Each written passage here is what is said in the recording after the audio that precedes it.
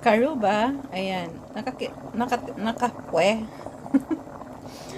Nakakain na ba kayo nito? Ako, this is my first time. Kung laki po, oh. Dahil wala kaming steamer, DIY na steamer, ayan po. Ang pakalaki po niyan, ayan, oh. Dalawang ganon. Kasing laki ng dalawang palad ko. Ayan po. Kasi, walang ganito sa amin. At kung bibilhin mo sa Isabela to, pakamahal. Ewan ko lang ha. Kasi, mga crabs lang ang kinakain namin doon sa amin. Pero yung ganito kalalaki, hindi. Wala po. Ano pangalan yan? Hindi ko alam kung...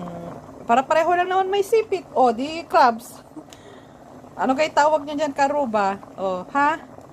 Ngayon pa lang ako kakain nito. Ilang taon na ako. Ngayon ko palang matitikman to. Ayan, o.